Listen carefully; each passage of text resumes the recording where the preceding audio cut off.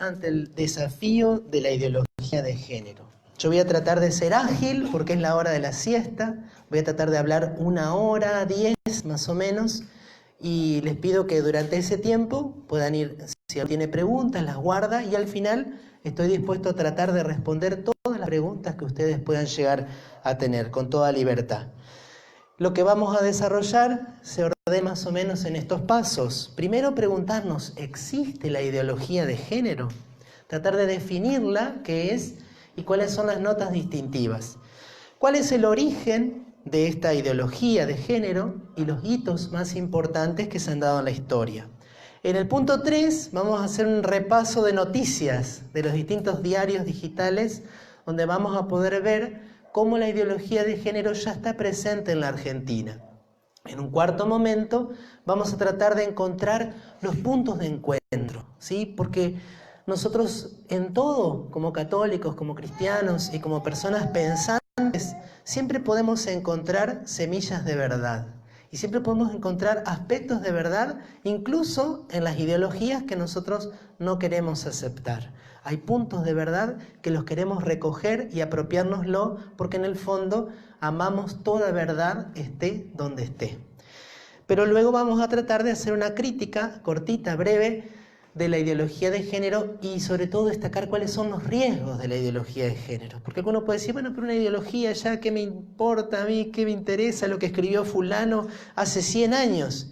Lo que escribió fulano hace 100 años, lo que dijo una fulana hace 80 años, hoy se está queriendo bajar con mucha fuerza a las escuelas y se está queriendo imponer a través de las leyes. Entonces nos toca directamente, no es algo que una persona por allá dijo y pensó y que no tiene nada que ver con mi vida cotidiana. Por eso es importante comprenderlo y tener fundamentos para decir, esto no es bueno, esto no es verdad, esto no le hace bien al ser humano. Un pequeño repaso de antropología cristiana. Después el tema, punto 7, no sé si llegan a ver, pero sí, la homosexualidad y la ideología de género, que son dos temas distintos. La homosexualidad y la ideología de género. Yo voy a tratar de que quede muy claro la distinción entre una y otra temática. Y en el punto 8, cómo educar en la sexualidad, la familia junto con la escuela junto con la familia. Parece mucho, ¿no? Parece como que iba a hablar 4 horas, pero quédense tranquilo que voy a tratar de ser ágil, así que, bueno, que Dios nos ayude. En primer lugar, ¿existe la ideología de género? Cuando uno dice ideología de género, hay personas que dicen, no existe la ideología de género. Existe la perspectiva de género. Existe el enfoque de género. Existen los estudios de género. Cuando vos le decís ideología, vos estás dándole a esa doctrina o a esa enseñanza un sentido negativo, una carga emocional negativa. Entonces lo primero que yo tengo que explicar es por qué yo hablo de ideología de género. La palabra ideología, cuando uno busca en el diccionario de la Real Academia Española, dice simplemente que es un conjunto de ideas fundamentales que caracteriza el pensamiento de una persona, colectividad o época, de un movimiento cultural, religioso, político, etc. Simplemente un conjunto de ideas fundamentales, individuales o de una colectividad o de un grupo. Esa definición no es negativa. O sea que si pensamos en esa definición, nadie se tendría que ofender porque le digamos ideología. De hecho, si tomamos esa definición, podríamos decir que el cristianismo, la fe católica, es una ideología en este primer sentido. Pero en el uso que se le suele dar, hay como 2 connotaciones negativas, que a veces se dice el uso peyorativo de la palabra, para designar un conjunto de ideas como una ideología. La primera tiene que ver con que una ideología puede ser definida como un sistema cerrado de ideas cuyo punto de partida es falso o erróneo. Es un sistema cerrado de ideas. Una vez que vos entrás, todo tiene su lógica, pero la puerta de entrada es un error. En la puerta de entrada hay una mentira, o en la puerta de entrada hay cosas que no están siendo demostradas.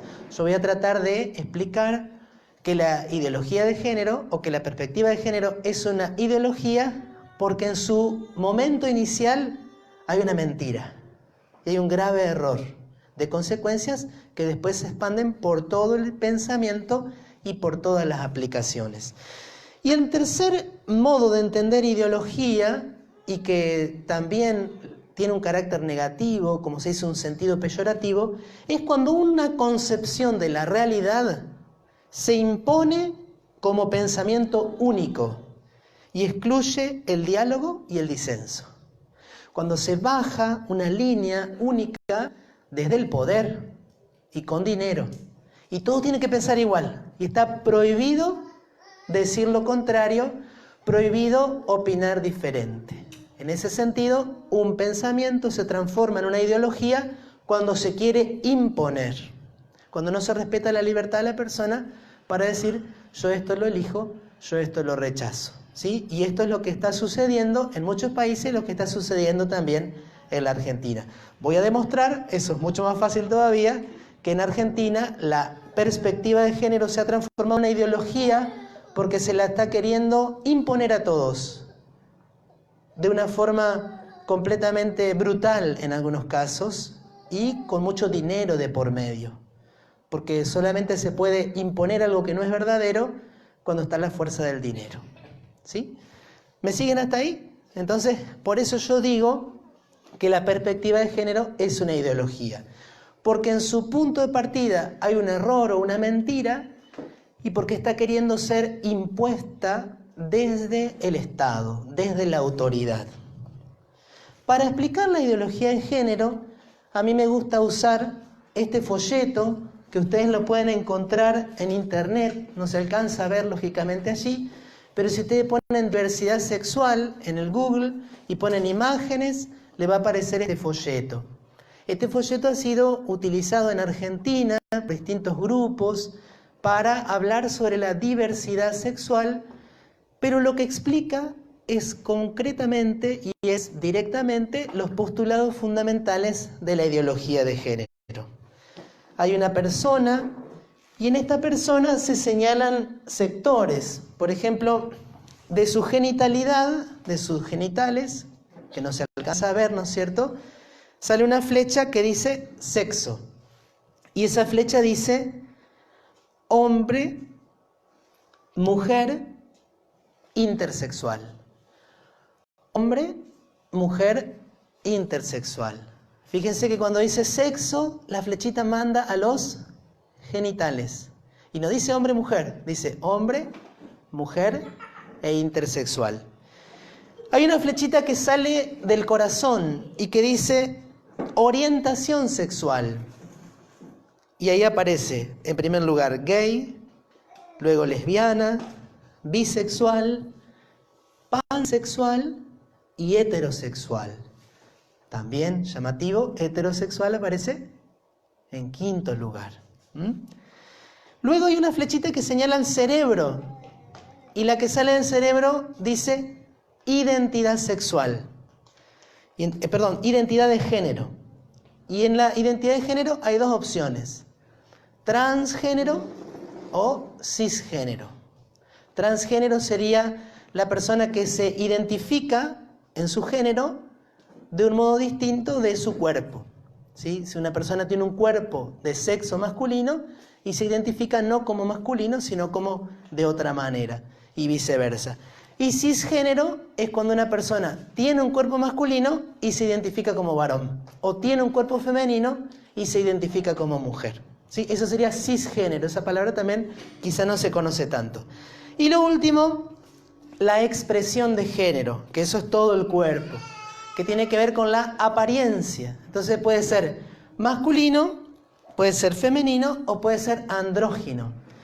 ¿Qué significa andrógino? Andrógino es cuando no se sabe o cuando no está definido si es masculino, si es femenino, y puede tener una mezcla de una cosa o de otra. En algunas partes o en algunos momentos del cuerpo parece más masculino, en otro más femenino, en otro como algo intermedio o unisex. Ahora, ¿dónde está la clave? Fíjense que la identidad de género, esto lo pueden buscar, no se llega a leer, es la percepción que cada persona tiene de su propio género. Puede coincidir con las expectativas socialmente impuestas o puede no coincidir. La identidad de género, cómo yo me autopercibo. Nosotros en Argentina tenemos una ley de identidad de género, cómo yo me autopercibo. En segundo lugar, la orientación sexual se define en relación al género de las personas por las que sentimos atracción afectiva, romántica y o erótica. Uno puede sentir atracción hacia el otro sexo, puede sentir atracción hacia el mismo sexo, puede sentir atracción hacia todos los sexos o todos los géneros. Esa es la distinción. Por eso aparecen nombrados algunas de las orientaciones sexuales. Luego el sexo. Y yo me quiero detener acá porque acá está lo más importante. Fíjense cómo define el sexo este folleto de la diversidad sexual. Dice así: se asigna al nacer, según la presencia de genitales externos, y se ordena de manera binaria en el sistema médico legal, de modo que un ser humano suele ser identificado como femenino o masculino. Se asigna al nacer. El sexo ya no es algo que yo soy, sino que es algo que a mí me asignan. Sería como una etiqueta que me colocan. Y según esta definición, ¿por qué me colocan una etiqueta, nene o nena? Porque tiene pene o porque tiene vagina. Si tiene pene, varón. Si tiene vagina, mujer. Y se asigna según el sistema médico legal. ¿Sí? Es una cuestión puramente externa a la persona. Le ponen esa etiqueta como varón o como mujer. Pero también hay personas cuyo cuerpo no es fácilmente catalogable de acuerdo a esta división binaria. A estas personas se las llama intersexuales. ¿Es cierto? Claro que sí, que hay algunos niños o niñas que en el proceso de distinción de su sexualidad hay algún problema genético y nacen con un genital que es distinto, un genital que es indefinido, que parece pero no se sabe exactamente qué es. Pero fíjense que es un caso cada 20.000, ¿sí? Y sería una dificultad genética parecida a cuando, por ejemplo, un niño nace con 6 dedos, ¿sí? O cuando un niño nace con labio leporino, porque es un problema genético a nivel corporal. ¿Se entiende, no? ¿Sí? Pero acá, y esto es lo curioso, se coloca a los intersexuales como un tercer sexo, solamente por lo que tiene que ver con los genitales. ¿Qué es lo más grave de esto? Que está faltando toda una visión biológica muy clara, que vamos a desarrollar un poquito después, y es que el sexo no es solo la aportación de un genital masculino o de un genital femenino, sino que desde el primer momento de nuestra concepción nosotros tenemos la marca del sexo. Somos XY varones o somos XX mujeres. Si, por ejemplo, hubo un asalto en la escuela, esperemos que no pase, no quiero ser malagüero, y viene las personas de criminalística a investigar y encuentran cabellos de alguien, ¿sí? Esperemos que no sea el de alguien del personal, de que se le cayó justo el día antes, bueno, pero investigan un asalto, hay cabellos, lo sacan y ¿qué pueden deducir de un cabello? Si la persona que entró era varón o mujer, porque el sexo está grabado en cada célula del organismo. Entonces, definir sexo como algo que se te asigna en el momento del nacimiento, porque tenés pene o vagina, es una mentira grande como una casa. Es falso, es incorrecto. De hecho, antes sucedía así. Mi mamá me contaba, yo tengo 39 años, que cuando me tuvo a mí no existía la ecografía, ¿no? Y bueno, muchos de nosotros somos de antes de la ecografía. Entonces la mamá tenía que calcular más o menos, pero por la duda tenía que preparar un poquito, ¿sí? Un poquito de ropa, si era varón, si era nena. Después estaban las doñas que supuestamente tenían esa capacidad de intuición y que siempre le acertaban. Va a ser varón por la forma de la panza, va a ser nena, no, porque está así, porque es así. Pero hasta el momento del nacimiento no podía saber. Entonces, esto puede ser válido, entre comillas, hace 50 años o 100 años. Pero en este momento, 2019, esa definición de sexo, evidentemente que hay una mala intención. La mala intención es decir, el sexo te lo asigna la sociedad. El sexo te lo asigna la cultura. Bueno, me fui un poquito por las ramas, porque después voy a retomar este tema. Pero fíjense, gravísimo error. Yo les digo que la perspectiva de género es una ideología, porque en su origen hay un gravísimo error. Uno de los graves errores es este. Pero el otro que quiero señalar, la expresión de género es lo menos importante de los tres elementos, porque evidentemente la expresión de género es algo que varía. De hecho, hasta hace unos años las mujeres se vestían de una manera y hoy las mujeres se visten de otra manera. Eso es algo completamente variable y que tiene mucho que ver verdaderamente con la cultura. Este es el punto nuclear. Fíjense lo que dice el folleto de diversidad sexual. La orientación sexual, o sea, hacia quien yo siento atracción. La identidad de género, o sea, como yo me percibo. El sexo, en la definición que da ahí, es solo si yo tengo un genital masculino o femenino. Y la expresión de género constituyen aspectos importantes de la vida de las personas y, si bien están interrelacionados, son dimensiones independientes entre sí. Ahí está el otro gran error de base, de fundamento de la ideología de género. Señalar estas dimensiones como que no tienen nada que ver una con la otra. Lo biológico no tiene nada que ver con lo psicológico. Y lo psicológico no tiene nada que ver con lo romántico. O sea, se relacionan, pero son independientes. El hombre está partido en tres pedazos: su cuerpo, su psicología y su atracción, o el corazón. Ahí incluso lo señalan, ¿no? Cuerpo, genitales, identidad, cerebro, orientación, corazón. Entonces dice después, existen tantas combinaciones entre estos como personas hay en el mundo, las mismas que pueden ir variando a lo largo de la vida. Ideología de género definida casi esencialmente.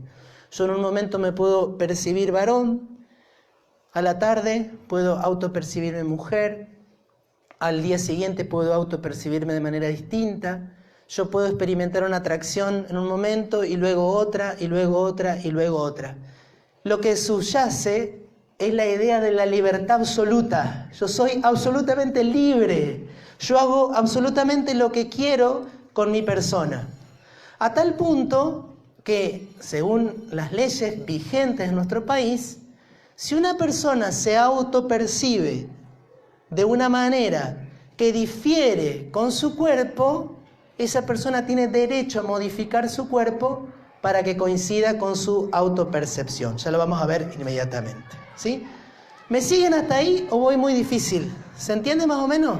Entonces, el ser humano es como un rompecabezas, que cada uno lo arma como quiere, con absoluta libertad. Y el sexo es solo el genital.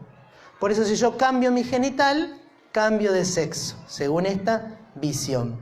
Pero se oculta, se deja de lado el sexo cromosómico y el sexo gonadal, que son mucho anteriores, están mucho antes que el sexo genital. Bueno, eso es un tema para enseguida. Bueno, la ideología de género entonces ha sido definida por el Papa Francisco como uno de los grandes desafíos para la familia, y dice el Papa, esta ideología niega la diferencia y la reciprocidad natural de hombre y mujer. Presenta una sociedad sin diferencias de sexo y vacía el fundamento antropológico de la familia. ¿Por qué? Porque según la ideología de género no hay algo natural ni hay algo normal. Todo es natural, todo es normal. Porque en el fondo esto de ser varón o mujer es un invento de la cultura.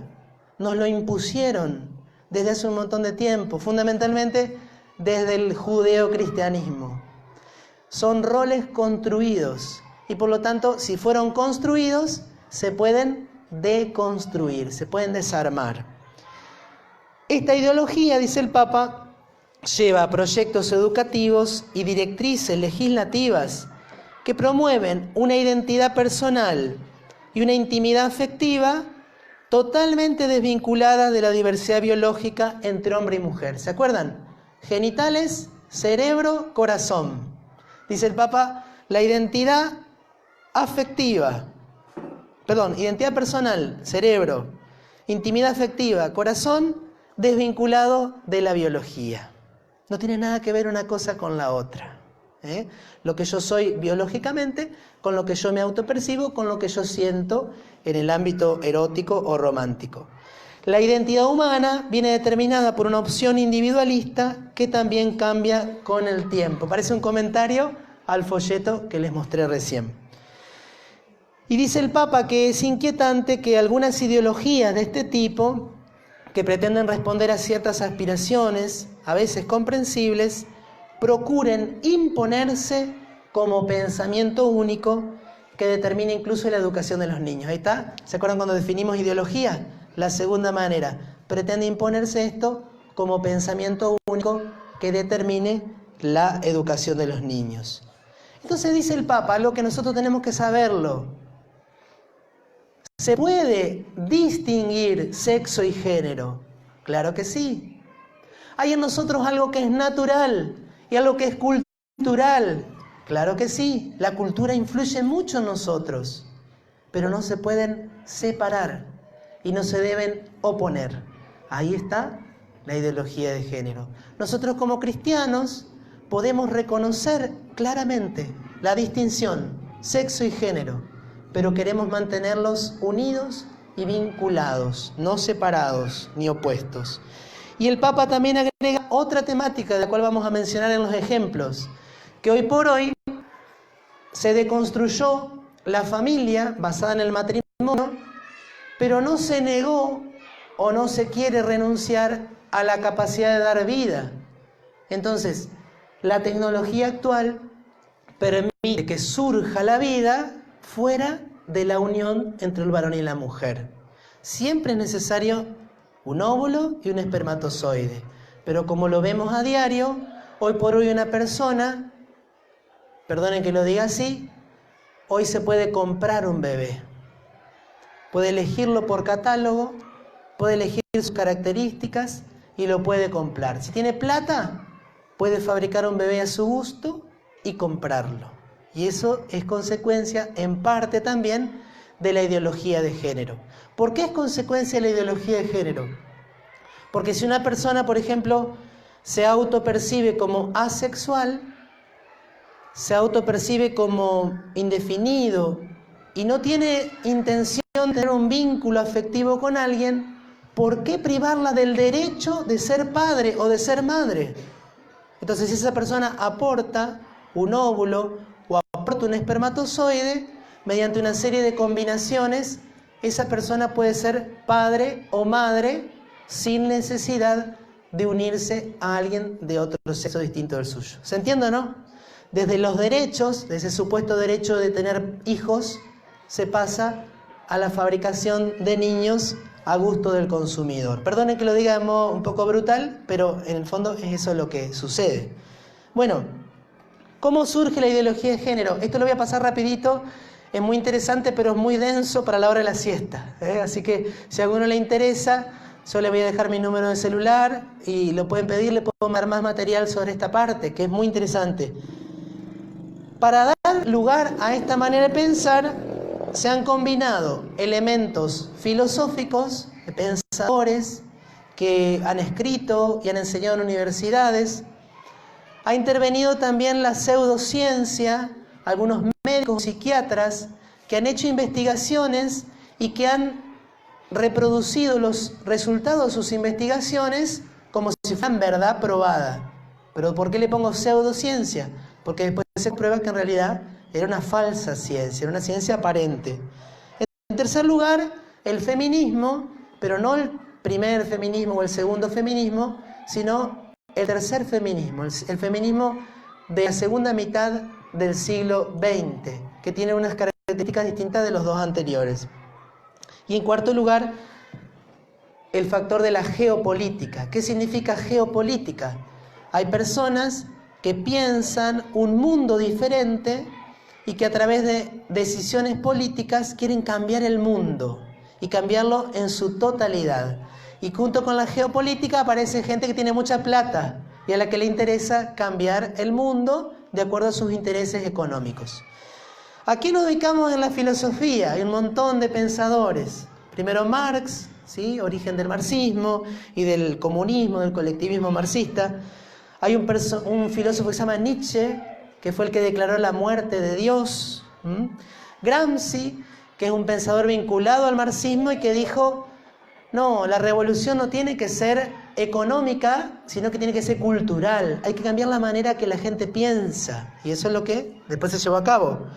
Otro pensador que se llamó Sartre y que él afirmaba la libertad absoluta. Libertad absoluta. El hombre es un ser absolutamente libre. Marcuse, que vinculado al marxismo, trasladó las tesis de Marx al ámbito de la sexualidad.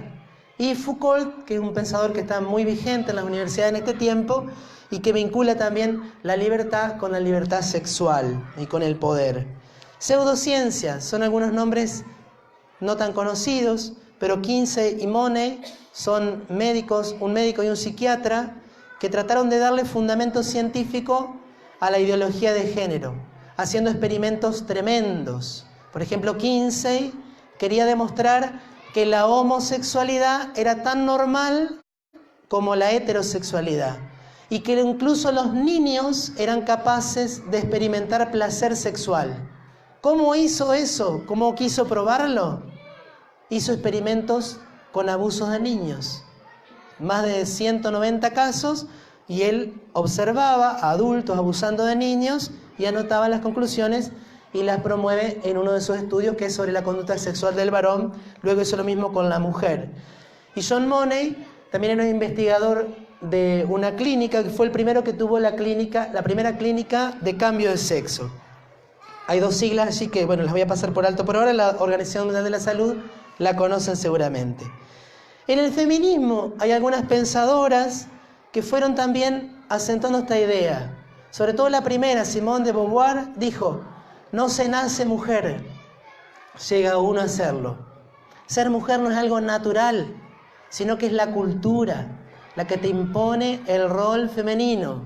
No hay nada en tu cuerpo que tenga que ver con el rol que te ha impuesto la sociedad.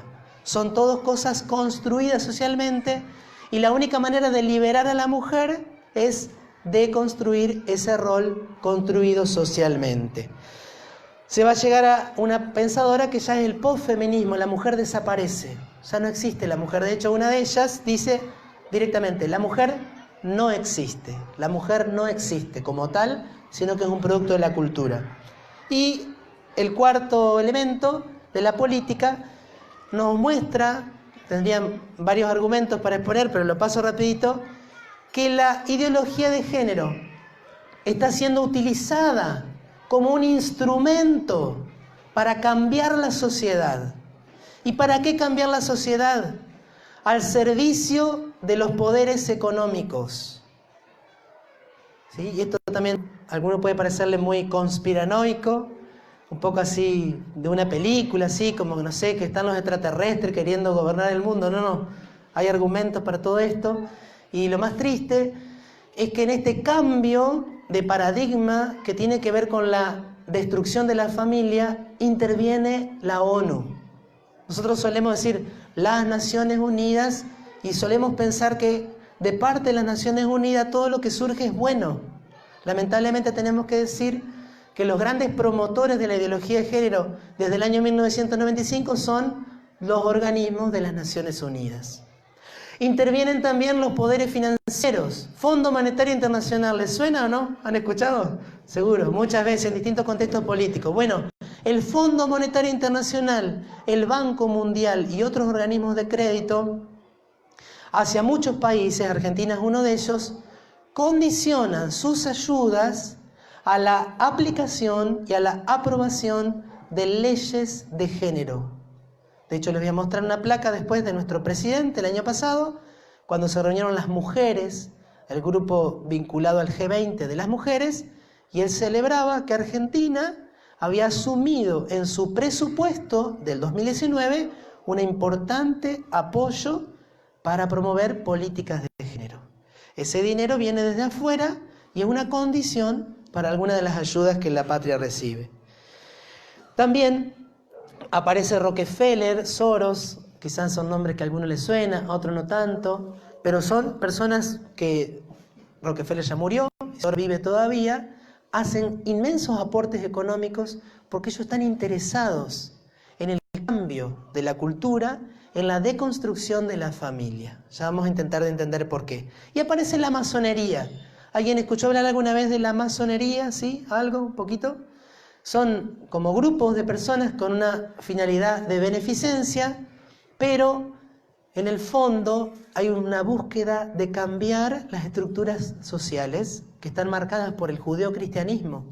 Y la masonería tiene como deseo, como intención, borrar la huella del judeocristianismo en la cultura.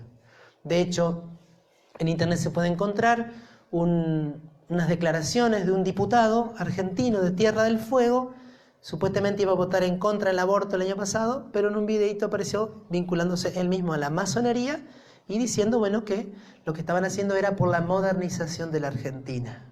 ¿Sí? Se utiliza siempre ese lenguaje para ocultar las verdaderas intenciones. Entonces, la filosofía ha influido en el cambio del feminismo, la pseudociencia le ha dado un supuesto sustento científico y esto ha sido utilizado como instrumento por los poderes económicos que quieren lograr, ¿qué cosa?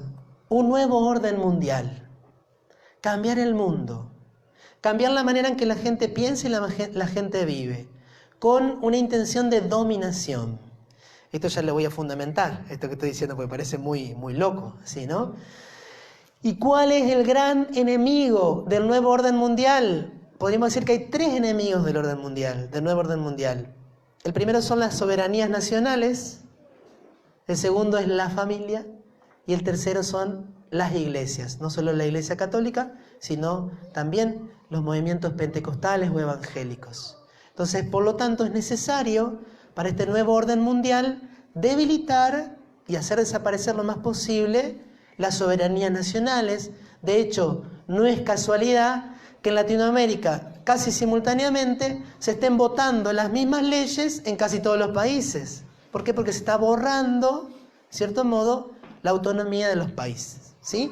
Y la familia, a través de estos cambios, y el cristianismo también de muchas maneras, incluso limitando la libertad religiosa, como se está dando en algunos países.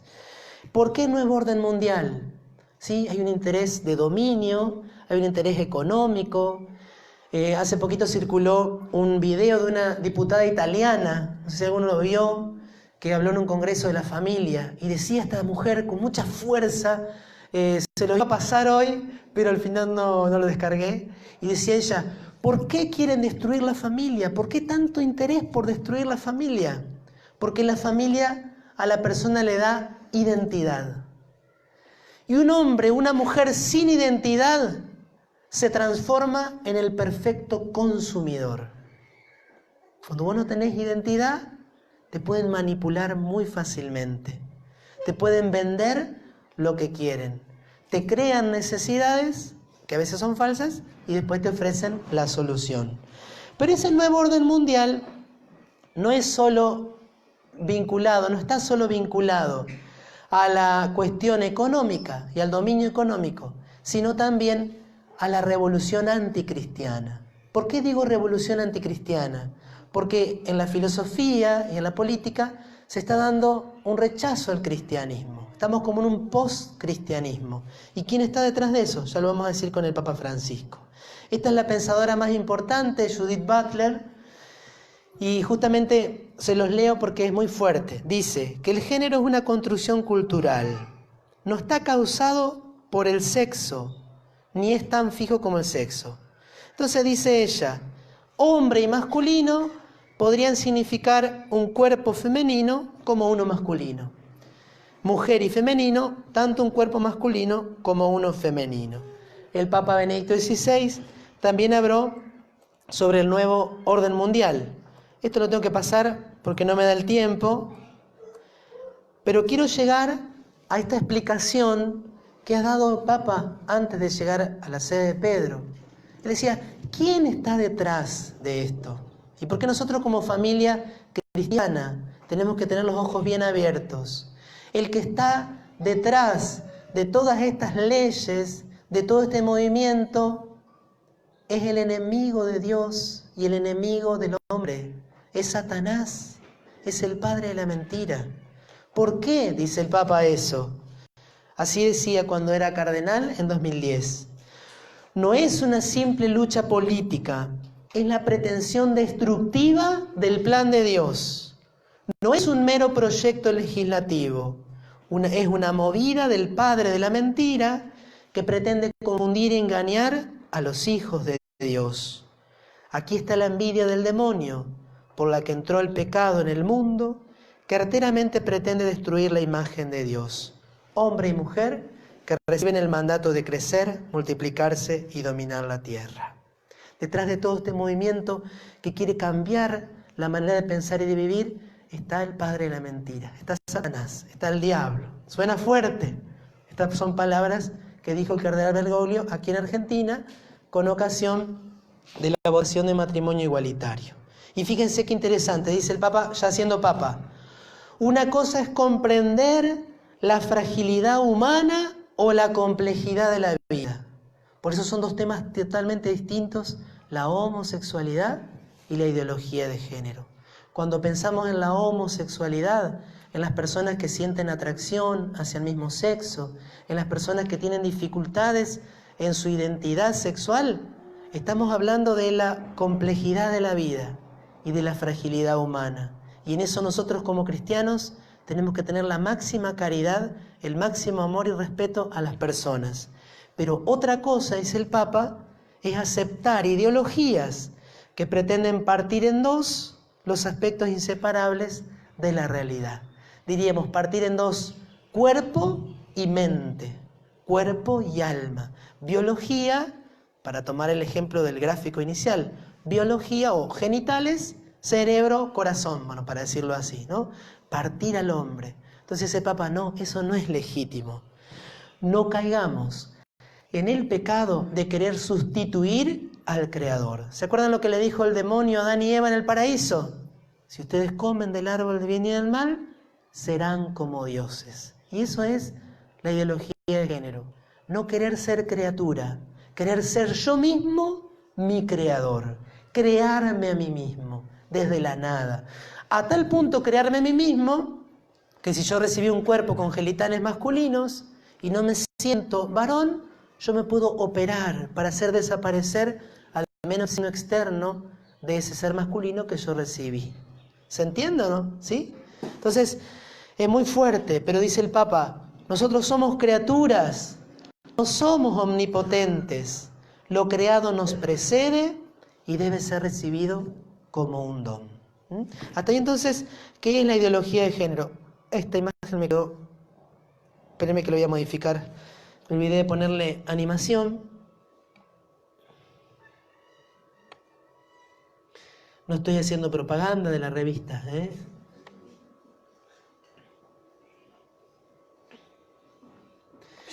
¿Está la ideología de género en la Argentina?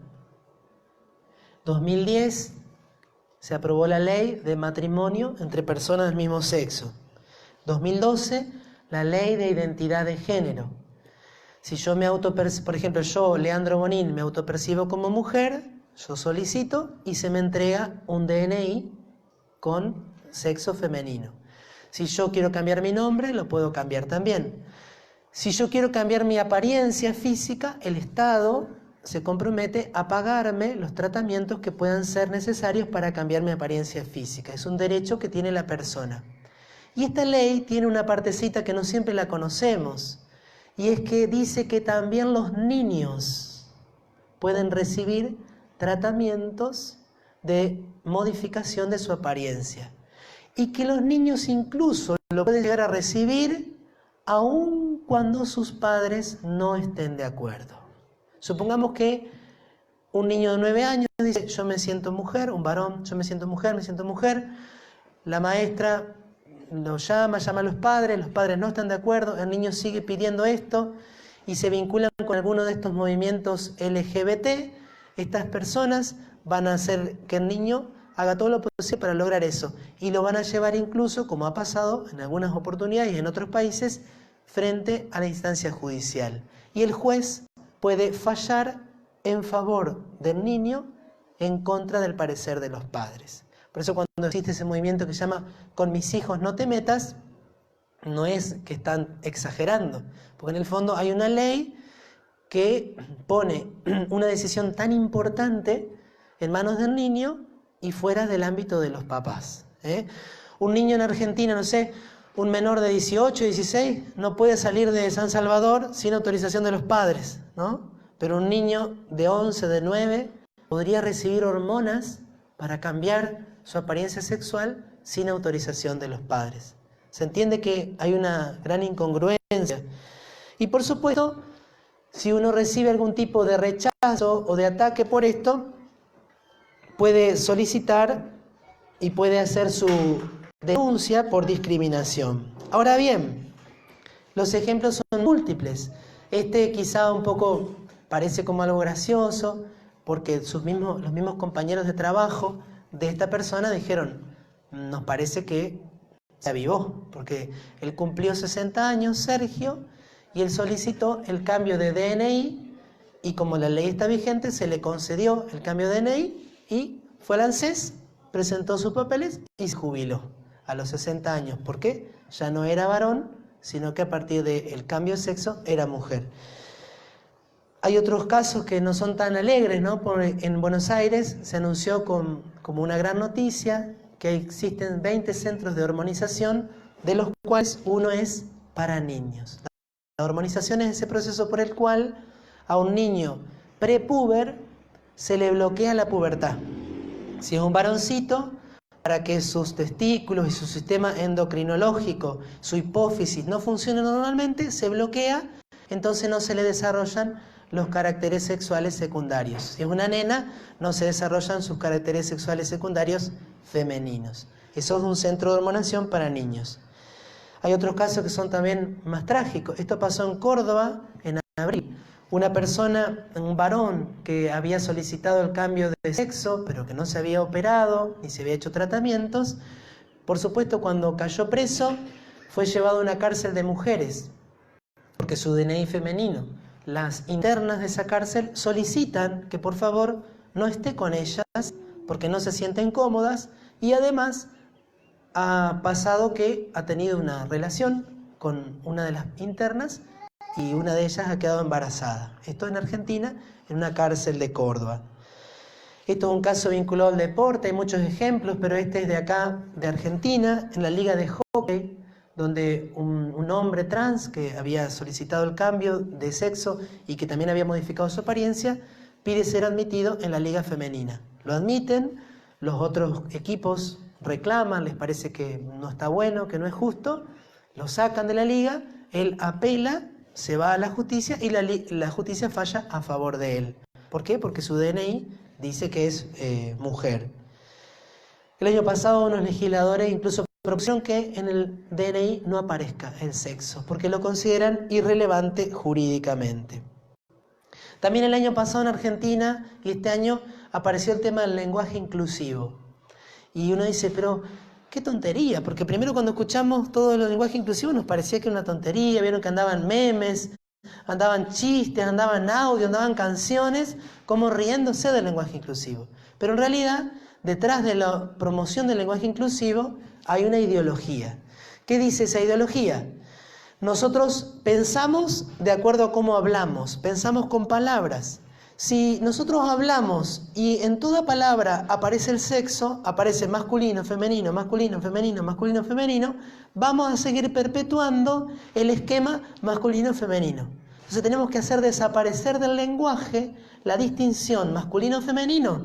¿Para qué? Para que empecemos a pensar sin dejarnos guiar o detener o retener por el esquema binario, por el esquema dimórfico, varón-mujer.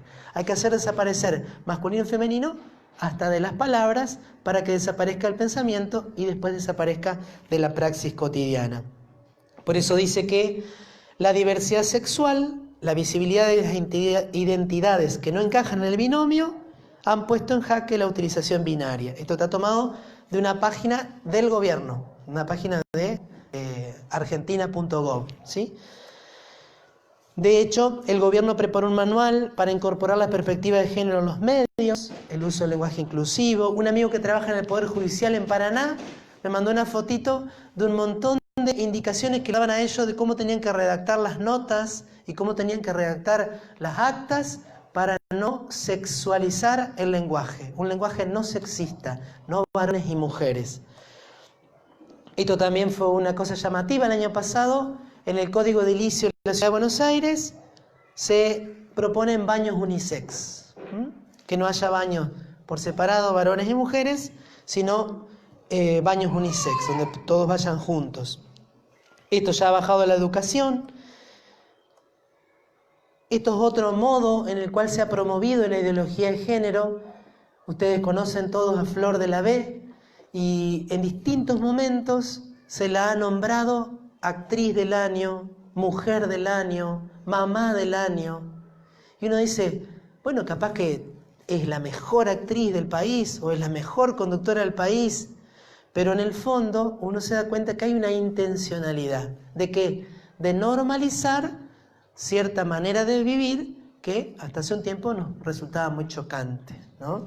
Y cuando alguien osa decir algo, aguarda. Hubo un conductor de un programa radial de Córdoba que cuestionó una elección que se hizo en el verano. ¿Qué pasó? Lo despidieron de la radio, porque está prohibido disentir, porque esto viene bajado como un pensamiento único. En Chaco, con respecto a la ideología de género en los jardines de infantes, ¿por qué los jardines de infantes?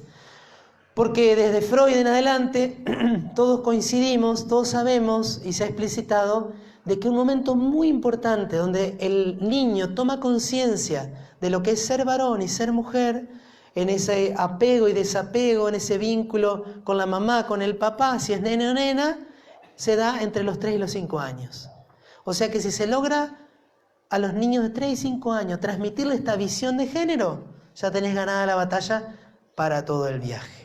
Y en algunos jardines de infantes esto se hace voluntariamente. De hecho, en la página de la Ciudad de Buenos Aires se dice que la escuela tiene el deber de deconstruir los estereotipos que los niños traen de la casa.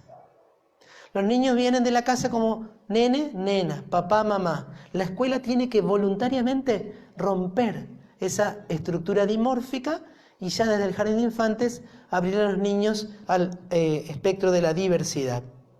Y esta noticia que es de este año, un niño de 5 años legalizó su cambio de género en Mar del Plata. 5 años. Y dice la noticia que esto ya comenzó hace 3 años. O sea que según la familia, él a los 2 añitos sabía que era un niño trans. Esa es la explicación que ha dado la familia.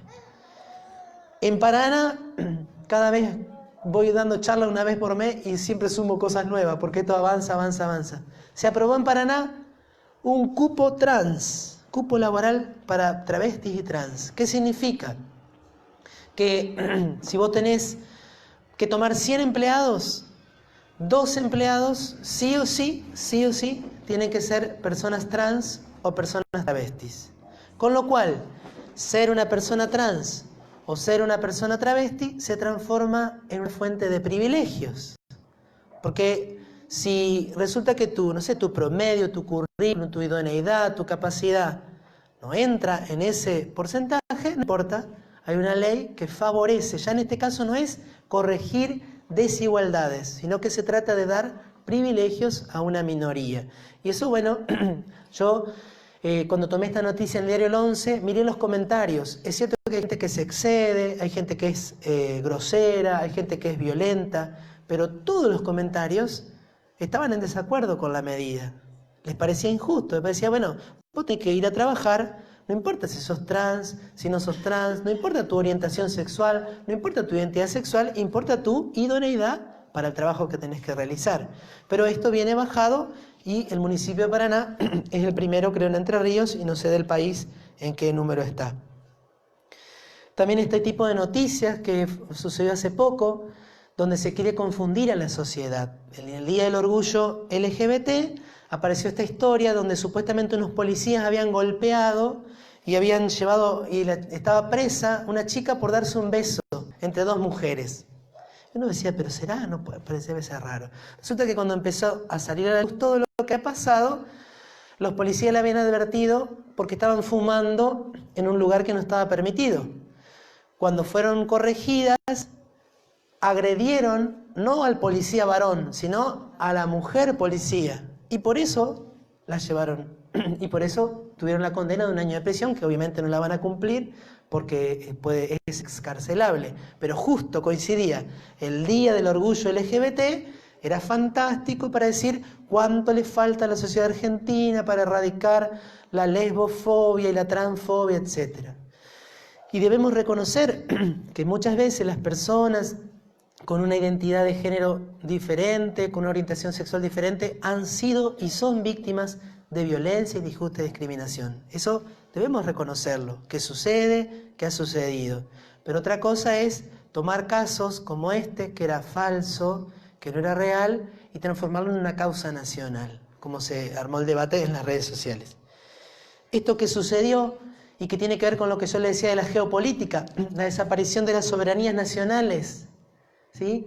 En escuelas, en distintos lugares públicos en Argentina, junto con la bandera argentina, se iza la bandera de los derechos LGBT, ¿sí? Porque es una ideología que se impone más allá de las nacionalidades. Esto es el Ministerio de Seguridad de la República Argentina, ¿sí? Y esta es la página de Facebook del Ministerio de Justicia y Derechos Humanos de la Nación. Así está entonces la frase de nuestro presidente. Y lo mío, por supuesto, no es nada en contra de Macri. Si hubiera sido otro presidente, si hubiera sido Daniel Scioli, hubiera hecho lo mismo. Si hubiera sido, no me acuerdo quién más se presentó, Massa hubiera hecho lo mismo, porque esto es una agenda global que trasciende los gobiernos nacionales. Una noticia más, que ya la comenté recién, y tiene que ver con esto, ¿no? En la noticia, la tapa de Caras del año pasado, la noticia llevaba el nombre Los bebés del año. Los bebés del año. Yo decía, yo conozco un montón de bebés que hace años que están en el Garraham luchando por su vida, conozco un montón de familias heroicas que han educado y criado a su hijo con enorme esfuerzo. ¿Y quiénes son esos 3 bebés del año? El hijo de Marley, el hijo de Flavio Mendoza y la hija de Luciana Salazar, ¿sí? Y uno dice, ¿por qué son los bebés del año? ¿Alguien me lo puede fundamentar? Porque son el logro de la ideología de género, de la ideología que se está queriendo imponer, ¿no? Casualmente uno dice, perdonen esto que voy a decir, no quiero herir a nadie, los niñitos no tienen la culpa de nada, ellos merecen todo el respeto y todo el amor. Los 3 son rubios y de ojos celestes.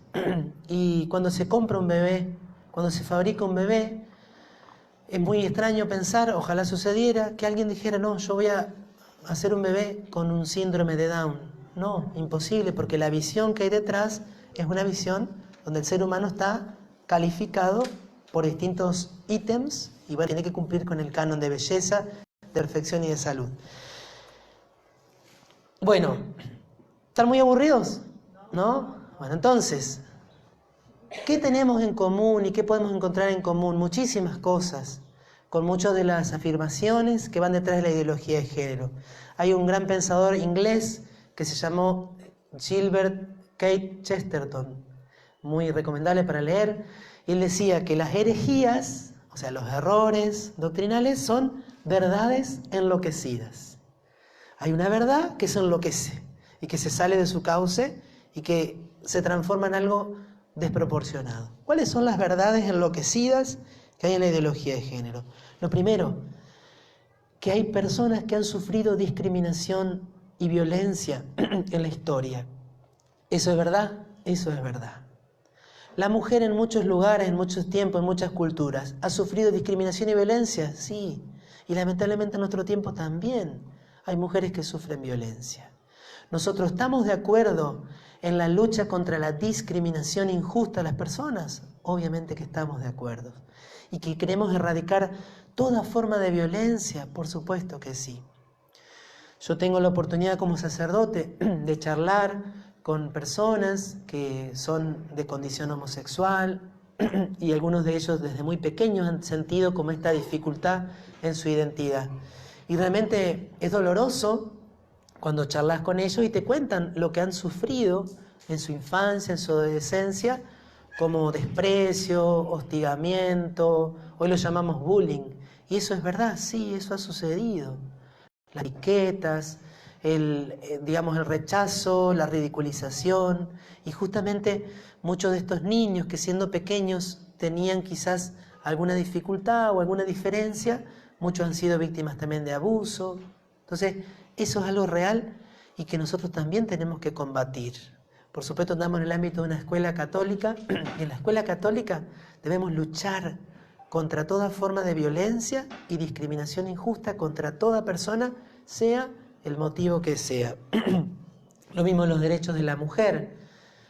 Es cierto que la mujer en muchos momentos fue dejada de lado, ocupó un lugar secundario. Yo creo que hoy, gracias a Dios, la mujer ha sido auténticamente empoderada en el buen sentido de la expresión. Lo que falta todavía, lo decía el Papa, es como un feminismo cristiano, la promoción de la mujer desde la palabra de Dios y desde el enfoque cristiano. Pero a mí me encanta cuando me dicen algo de los derechos de la mujer y yo le digo, mirá, yo no sé, obviamente que hay lugares donde las mujeres están como relegadas, pero en la casa de mi abuelo y de mis dos abuelos, paterno y materno, la que mandaba era la mujer, y eso, ¿sí? Y yo veo a mis hermanas y mi mamá, una autonomía, una libertad plena. Y uno, por ejemplo, va a cualquier universidad en este momento, salvo las universidades de ingeniería y alguna otra por ahí, en todo aula universitaria hay más mujeres que varones. Y en las empresas también hay una participación de la mujer en cargos directivos, y en el mundo ni hablar de la educación. Por lo menos en Entre Ríos sigue siendo lo habitual que el 80 o más % de las personas que trabajan en educación sean mujeres. Y la Iglesia también celebra esa verdadera promoción de la mujer, siempre y cuando no signifique minusvalorar el rol de la mujer como madre, que es algo tan sagrado. Y una verdadera promoción de la mujer tendría que encontrar el equilibrio entre las dos cosas. Que una mujer pueda dedicarse a una profesión o un trabajo sin tener que descuidar su presencia y ese vínculo único e totalmente insustituible que puede tener con sus hijos. También, como punto de encuentro, podemos tomar que hemos comprendido mejor el papel de la cultura para modelar las personas en su masculinidad y feminidad. Y eso nos ha hecho pensar que en algunas familias subsisten algunas formas de machismo, ¿no? Y esto tiene que ver no con el sexo, sino con el género. ¿A qué me refiero? Pongo un ejemplo.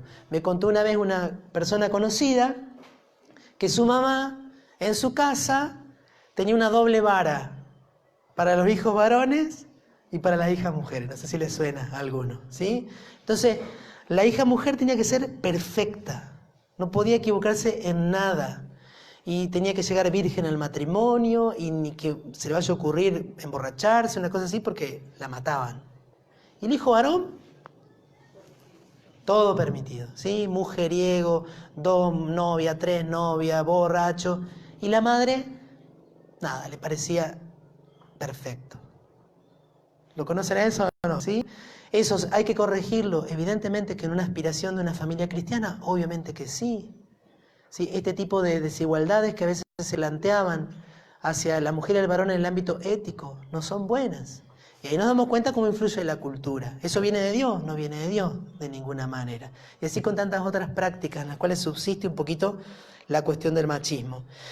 Y comprender los procesos de identidad sexual. La Asociación Americana de Psiquiatras, el Colegio Americano de Pediatras, me confundí, me pegué una patada a la compu, por eso. El Colegio Americano de Pediatras dice con mucha claridad: todos nacemos con un sexo, nadie nace con un género. La identidad sexual se va desplegando poco a poco. Y lo que influye, que es sobre todo la matriz que forma el vínculo del papá y la mamá, pero después la familia ampliada, y después la escuela, y después la sociedad y la cultura. Eso quizás nosotros no lo teníamos tan presente. Como el niño venía con todo ya ahí, hecho, perfecto. No. Por eso un trauma, por eso una experiencia fea, una experiencia dolorosa, por eso la ausencia de uno de los dos, papá o mamá, puede bloquear y puede dificultar el proceso de identidad sexual. Ahora, ¿qué crítica le hacemos a la ideología de género? Ya cosas que las dije. Lo primero, el dualismo antropológico. Como que el hombre está partido, por un lado el cuerpo y por otro lado el alma o el espíritu. El hombre está quebrado. Si a alguno le gusta la filosofía, es lo mismo que un poco decía Platón 500 años, 400 años antes de Cristo. Cuerpo y alma son dos cosas distintas. Y nosotros decimos que eso no es verdad. ¿Por qué? Porque todos sabemos que somos una unidad de cuerpo y alma. Y por eso cuando estamos nerviosos, no sé qué le pasa a cada uno de ustedes, pero a mí cuando me pongo nervioso, me empieza a hacer así. Y yo, ¿qué quiere decir? No estoy resfriado. Y bueno, ese es el modo en el cual cuando estoy nervioso se manifiestan mis nervios. ¿Qué tiene que ver mi garganta? No sé qué es lo que está ahí. Somos una unidad de cuerpo y alma. Hay personas que le da gastritis, hay personas que le duele la cabeza, hay personas que le da taquicardia. Son pequeños ejemplos de la unidad profunda de cuerpo y alma. Y nuestro bienestar físico, cuando nos sentimos bien físicamente, también repercute en nuestro bienestar emocional. Somos cuerpo y alma. Nosotros no nos expresamos sino a través del cuerpo. ¿Cómo saben ustedes cómo se sienten sus hijos? Y le ven la cara. Y si no tuviera cara, bueno, podría saber cómo está tu hijo si no te habla. Y alguno puede disimular, pero las madres sobre todo, ¿sí?, saben cómo está el hijo con la mirada nomás. Le ven ojo. ¿Pero por qué? Porque somos cuerpo y alma, unidad sustancial de cuerpo y alma. No somos dos cosas separadas. Ese es uno de los graves fallos de la ideología de género, como decíamos hoy. El sexo y la identidad y la orientación no tienen nada que ver. Falso. Segundo, la falta de evidencia científica. Tanto Kinsey, este médico que yo le decía de la experimentación con los niños, como Money, que también hizo experimentaciones, fueron rechazados luego porque sus resultados eran falsos, no tenían entidad científica, no comprobaban lo que querían comprobar. También el estatismo furioso, eso lo rechazamos con todas nuestras fuerzas. ¿Por qué el Estado va a querer determinar cómo piensa la sociedad y va a prohibir la libertad de pensamiento y la libertad de expresión? No lo tenemos que permitir a eso. Y se niega la patria potestad. De hecho, ya no existe más esa expresión. En el Código Civil se llama ahora responsabilidad parental. Pero ojo, porque parece que es más o menos lo mismo, pero no es lo mismo. Y en esa expresión responsabilidad parental hay un trasfondo marxista, hay un trasfondo del colectivismo, según el cual la responsabilidad sobre los menores es como un poco compartida por toda la sociedad. ¿Sí? En el fondo, el colectivismo marxista decía, los niños pertenecen al Estado, no son de la familia. Es cierto que los hijos no son de los padres como un sentido de objeto. Obviamente, el niño tiene que ser respetado por los padres, pero la familia es una institución natural previa al Estado y previa a cualquier organización de los Estados. Se rechaza la ciencia. De hecho, las neurociencias no le gustan mucho a los promotores de la ideología de género. ¿Por qué? Porque las neurociencias nos dicen con toda claridad hoy que cuando nace un bebé y nace una nena, un nene o una nena, su cerebro es distinto. ¿Y cuál es el origen? Y bueno, porque en la sexta semana de gestación, séptima, octava semana de gestación, en la panza de la mamá, si es un nene, ya se formaron los testículos. Y los testículos empiezan a emitir testosterona. Y la testosterona a través de la sangre llega al cerebro y hace que el cableado del cerebro del varón sea distinto que el cableado del cerebro de la mujer. Cuando nace un varón, cuando nace una nena, se han hecho experimentos de todo tipo, son distintos en el mismo momento de nacimiento.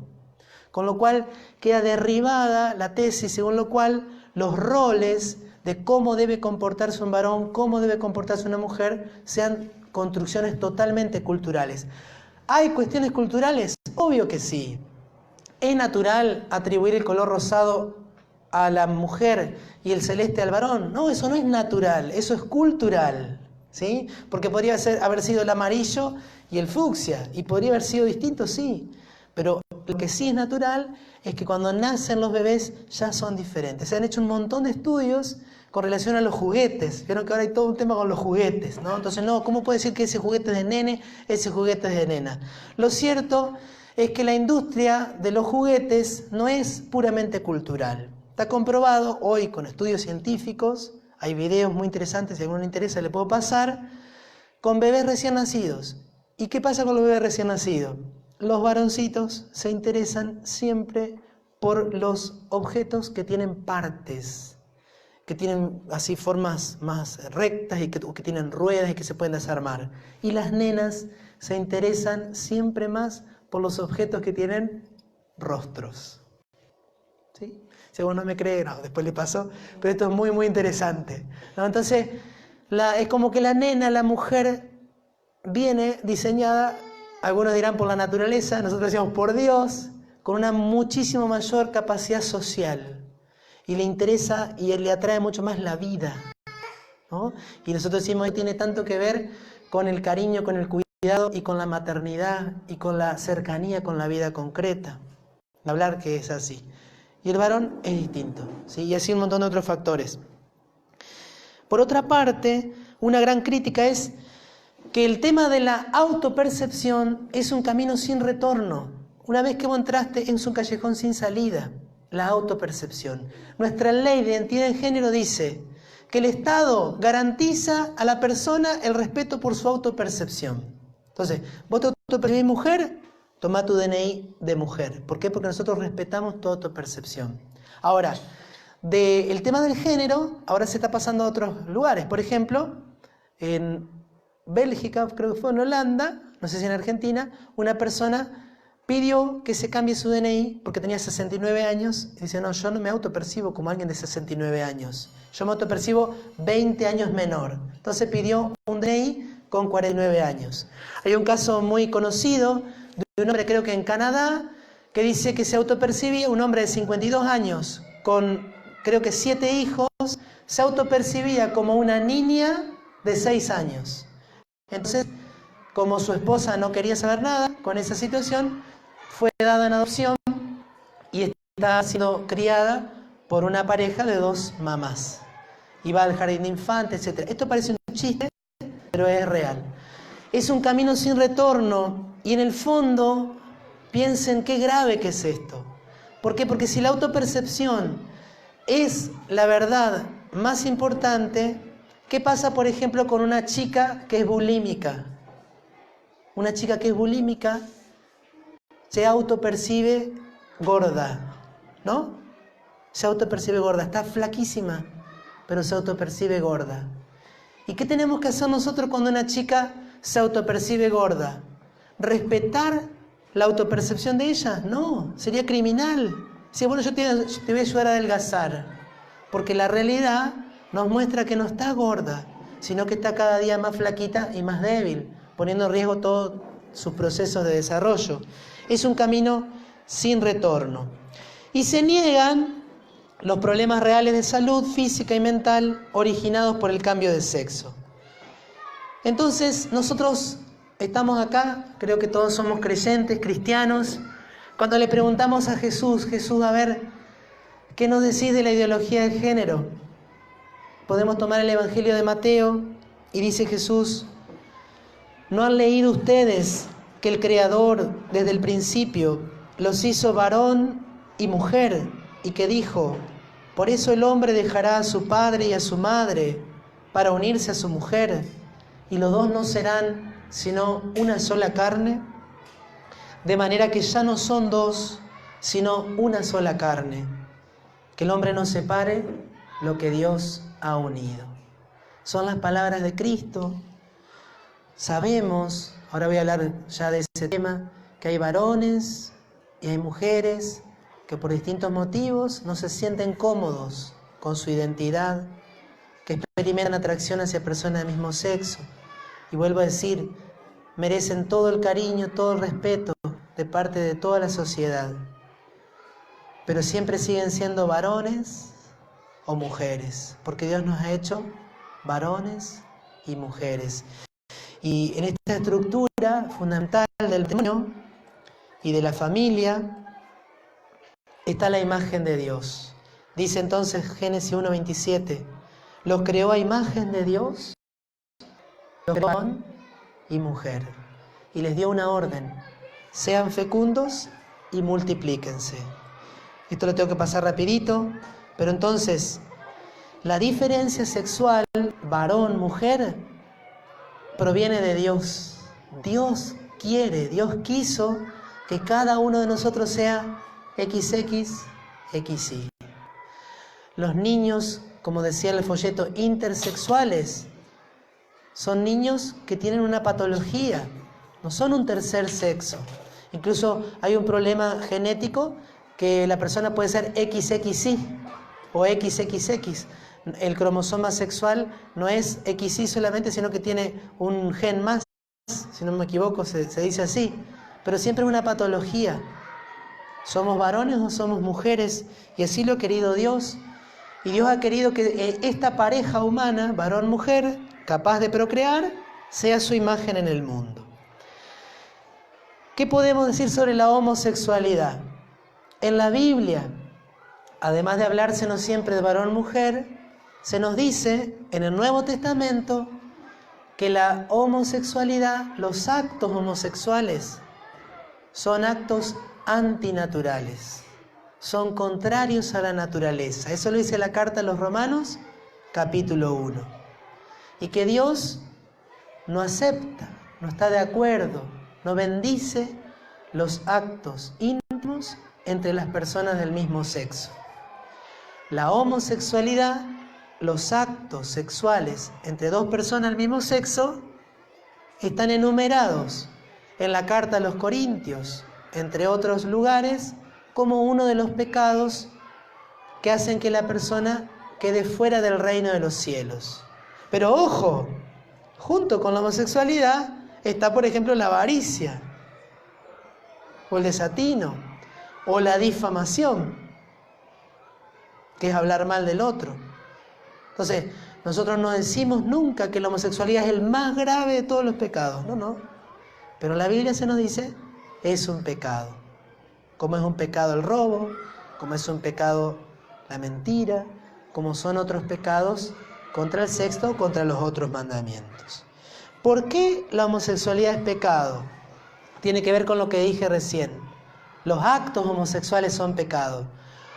Porque Dios pensó la sexualidad con dos fines: la unión complementaria y la procreación. Unirse complementariamente y procrear. Los actos sexuales entre dos personas del mismo sexo no permiten la procreación porque no se da entre ellas la natural complementariedad. Perdonen esto que voy a decir y puede sonar muy grosero, pero si yo les digo, por ejemplo, ¿para qué sirve la nariz? Y ustedes me van a decir, sirve para respirar, no sirve para comer, ¿no? ¿Para qué sirve el corazón? Y bueno, el corazón es el que bombea la sangre y permite su oxigenación junto con los pulmones. Y si nosotros miramos la genitalidad masculina y la genitalidad femenina, sin prejuicios, nos damos cuenta de que están hechas la una para la otra. La genitalidad del varón para la genitalidad de la mujer. ¿Por qué? Porque Dios lo pensó así. Las otras formas que hoy lamentablemente están como de moda de hacer el acto sexual no corresponden con el diseño del Creador. Porque el diseño del Creador está clarísimo en la anatomía masculina y la anatomía femenina. De tal modo que cuando se une el varón y la mujer de modo natural, puede surgir una vida. Y esto es algo increíble. Nosotros nunca llegaremos a tomar conciencia de lo impresionante que es esto. Que un varón y una mujer pueden estar a la noche siendo dos y cuando se despiertan a la mañana siguiente pueden ser tres. Porque en esas pequeñas horas puede haber surgido un milagro de la vida. ¿Y eso cuándo se puede dar? Solo cuando se unen un varón y una mujer. Es decir, que es lo mismo la unión de dos personas del mismo sexo que la unión de varón y una mujer, ¿no es verdad? Científicamente no es verdad, porque solo en la unión heterosexual puede surgir el milagro de la vida. Pero por supuesto que las personas que experimentan atracción al mismo sexo, dudas en su identidad, merecen el máximo respeto, siempre, ¿sí? La familia cristiana se debe destacar para educar a sus hijos contra toda forma de violencia o discriminación. Ahora, no es lo mismo homosexualidad que ideología de género, pero la ideología de género provoca la normalización de la homosexualidad. Le dicen a los chicos, es lo mismo. Cualquiera de las identidades de género y las orientaciones sexuales son todas iguales. Todo es igual, todo es bueno. El otro día salió un médico en la tele diciendo, es totalmente normal que un niño sea trans. Yo decía, ¿hasta qué punto hemos vaciado el sentido de las palabras que un médico en la tele diga, es totalmente normal que un niño sea trans? ¿Cómo va a ser normal bloquear la pubertad? No es normal eso. Suena fuerte y hoy tenemos un poco de miedo de decir esto no es normal, pero tenemos que ser serios también. Entonces, combatimos la ideología de género, yo la combato porque estoy seguro que es mala para los niños y para los adolescentes, que puede provocar confusión. ¿Por qué confusión? Porque a los niños se les dice, probá, experimentá, buscá, disfrutá. Y en ese camino, una experiencia negativa puede dañar su psiquismo por muchos años. Hoy está comprobado que en muchas personas lo que ha determinado su orientación sexual es una experiencia traumática cuando eran niños. Entonces, animar a los chicos a la experimentación no es sano, no es bueno, no es razonable. Entonces, nosotros no queremos permitir que se nos imponga una visión que contradice nuestra fe y que no tiene sustento científico. Por eso aparece este movimiento. Y esto de las infancias trans olvida y oculta algo que es tremendo. Fíjense este dato. El 98% de los varones y el 86% de las mujeres que durante su infancia confunden su género, finalmente aceptan su sexo biológico tras pasar por la pubertad, según datos del DSM-5. DSM-5 es como el manual o la guía de los desórdenes mentales. Entonces, si el 98% de los varones, 86% de las chicas, que cuando eran niños experimentaban dudas, simplemente se reconcilia con su sexo biológico, cuando pasa la pubertad, ¿a vos te parece razonable aplicarle hormonas cuando tiene 9 años? No, no lo es. Y dicen estos médicos de este Colegio Americano de Pediatras, eso es una forma de abuso infantil. Porque al niño se le está sometiendo a un tratamiento que no necesita, porque su problemática no es física, sino que tiene que ver con su psiquismo, y se le están dejando consecuencias para toda la vida. Que yo no soy médico, pero el que le interesa puede encontrarlas. Ahí hay algunas. Y el otro dato que se oculta es que las tasas de suicidio son 20 veces mayores en los adultos que usan hormonas del sexo opuesto y o se someten a una cirugía de cambio de sexo. Estos son datos estadísticos. Si a alguien le interesa, también tengo en mi computadora la publicación científica de la revista The New Atlantis, donde salió esto en 2016. Se hicieron una serie de investigaciones. Las personas que se habían sometido a algún tipo de estas terapias tienen una posibilidad muchísimo mayor de intentos de suicidio que la población, digamos, general. Bueno, para terminar entonces, no es el punto 7, no voy para atrás, ya estoy terminando, nada más que me quedó del PowerPoint interior. Acuérdense que los hijos lo miran todo el tiempo, ellos se forman como varones o mujeres también viéndolos a ustedes, cómo son varones, cómo son mujeres, si hay un respeto, un cariño, un aprecio, una valoración del otro. En relación a la sexualidad, dice pasar del tabú al diálogo confiado en la familia. Lamentablemente se ha pasado del tabú al hablar sin delicadeza y sin cuidado. Y se ha pasado de un extremo al otro. De eso no se habla a hablamos de cualquier cosa. ¿Sí? Tenemos que encontrar el punto de equilibrio que lo da, para los católicos, para los cristianos, el Espíritu Santo. Tenemos que decirle a nuestros niños, es hermoso ser varón, es hermoso ser mujer, y tenemos que reconciliarnos con lo que somos, ¿sí? A veces las niñas, ¿sí? Sobre todo cuando empiezan toda su etapa de desarrollo, dicen, no, algunas niñas lo llegan a decir, es horrible ser mujer, porque ya ven que los varones, ellos andan todo el tiempo, no les pasa nada, y ellas empiezan a experimentar todos estos cambios y sus ciclos y qué sé yo, pero nunca tienen que manifestarle, ojalá no lo hagan, de que ser mujer es algo feo, es algo negativo, o ojalá yo no fuera mujer, porque eso también puede dañar su experiencia de la masculinidad o de la feminidad. Incluso, no sé si en sus familias, pero en algunos ámbitos, a las chicas, cuando estaban indispuestas, cuando estaban con su menstruación, se les decía que estaba enferma, ¿no? No, hoy no puedo ir porque estoy enferma. Y justamente si una chica menstrua porque ovuló, es porque no está enferma, sino que está sana. Y la fertilidad no es una enfermedad, sino que es un signo de salud. Pero bueno, a veces en el lenguaje se nos pueden mezclar estas ideas que pueden distorsionar lo que es ser varón y ser mujer. Y a los hijitos varones, a los nietos varones, a los alumnos varones, decirle y ayudarlos a que ellos den gracias a Dios por ser varones, y a las niñas que den gracias a Dios por ser mujeres. Son hermosas las relaciones sexuales, son algo grandioso, pero el lugar mejor, el lugar óptimo, el lugar más pleno y más perfecto es el matrimonio. No voy a explayarme en esto, pero tenemos que encontrar también el equilibrio en estas cosas.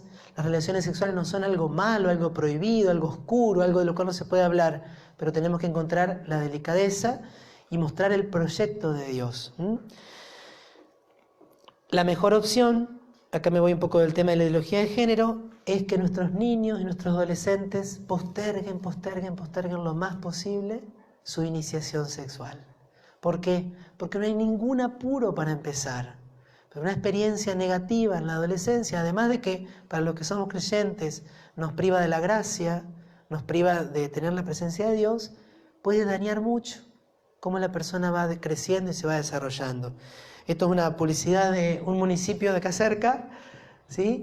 Y yo decía, qué triste que a los chicos se les diga esto, te puede pasar en cualquier momento, lleva por siempre. Y nosotros, ustedes anímense a decirle a los chicos, no te tiene que pasar en cualquier momento. Tener una relación íntima con alguien es algo grandioso y tienes que prepararte para saber reconocer el momento y la persona. Y el mejor lugar es la relación matrimonial, indudablemente. Para formarnos, si a alguno le interesa, atrás hay algunas de estas revistas que un poco ayudan a encontrar el lenguaje con los niños de las distintas edades. También hay canales de YouTube, como el de Fray Nelson, yo lo recomiendo mucho, Fray Nelson Medina. Y hay cursos, yo hice uno de estos cursos integrales, ahora estoy inscrito en una diplomatura.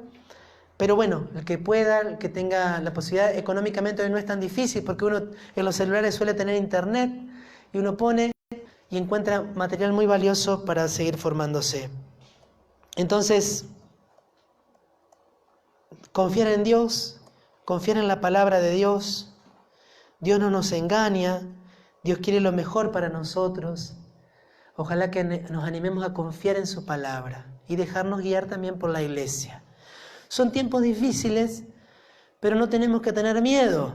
Benedicto XVI decía, las ideologías duran un tiempo y después se caen. Lo único que permanece es la verdad. pero no tengamos temor de ir contracorriente. Y anímense a juntarse, a reunirse en el ámbito de la escuela, a compartir material de lectura, a reflexionar, siempre en el respeto a toda persona, pero con la claridad de que Dios no puede engañarse ni engañarnos. Y si Dios nos propone un camino, y si Jesucristo nos propone un camino, confiemos plenamente en Él. Que por otro lado, tiene el sustento de la ciencia, el sustento de la filosofía sana y sobre todo de la experiencia. Todos tenemos la experiencia de que cuando nos hemos animado a ir por donde nos proponía Dios, nos ha ido mejor que cuando hemos elegido otro camino. Así que nos encomendamos, los invito a que hagamos un gloria para terminar, pero me quedo el tiempo que ustedes necesitan, hasta las 5 tengo libre. Si alguien tiene alguna pregunta para hacer en grupo o personalmente, trataré de responder con mucho gusto, y si alguien no está de acuerdo en algo, también me lo puede plantear. Para la Sagrada Familia le encomendamos la vida de los niños y los adolescentes, los más vulnerables, y la vida de nuestras familias.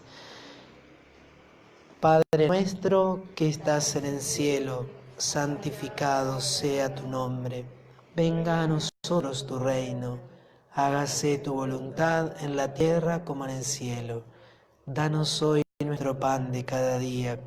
Perdona nuestras ofensas, como también nosotros perdonamos a los que nos ofenden.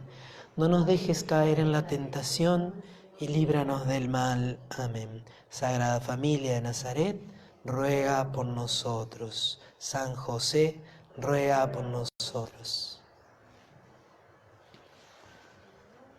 Muchísimas gracias y quedo a disposición. Si alguien tiene alguna preguntita, un comentario.